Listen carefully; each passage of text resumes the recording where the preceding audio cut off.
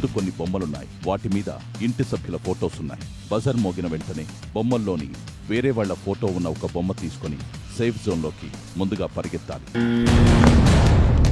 ఆఖరిగా చేరుకునే సభ్యులు మరియు వారి దగ్గరున్న బొమ్మ మీద ఎవరి ఫోటో ఉంటే వారిద్దరూ నామినేషన్ జోన్లోకి వస్తారు. ఫస్ట్ డే నుంచి నేను ఏదైనా చేస్తే నేను ఒంటరిగా ఒక సోలో ప్లేయర్గానే చేశాను. ఎక్కడో రీతు ఆటలో డెమాన్ డెఫినెట్ కాంట్రిబ్యూషన్ ఉంది అండ్ అది మన అందరికీ కనిపిస్తుంది. మీరు ఒక్క పర్సన్తో మాట్లాడి మీరు సోలోగా ఉన్నాను నాకు సపోర్ట్ లేదు అని మాట్లాడకండి.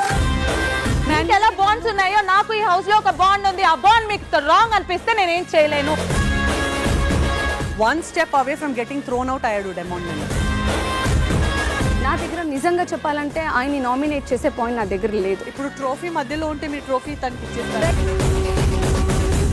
తనుజాలో నెగిటివ్ ఒకటే ఏంటంటే తను కొంచెం ఫైట్స్లో కొంచెం ఎక్కువ ఇన్వాల్వ్ అవుతుంది సుమన్ గారి కంటే. నేను ఇక్కడ ఫేక్గా లేను, మాస్గా లేను, సేఫ్ గేమ్ ఆడట్లేదు. పాయింట్స్ వచ్చినప్పుడు నేను రేస్ చేస్తున్నా, ఎక్కడ ఇన్వాల్వ్ అవ్వాలో అక్కడే ఇన్వాల్వ్ అవుతున్నాను. నేను నామినేషన్ తీసుకోలేదు కదా అని పక్కకి వెళ్ళి ఏది పడితే అది మాట్లాడింది లేదు. ఒక్క మనిషిని కూడా వాళ్ళని పర్సనల్గా పోయి ఏ మాటలు మాట్లాడలేదు.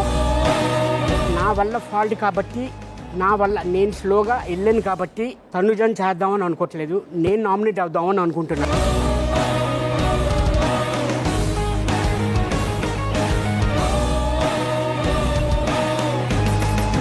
బిగ్ బాస్ 9 ఈ రోజు రాత్రి 9:30 నిమిషాలకు.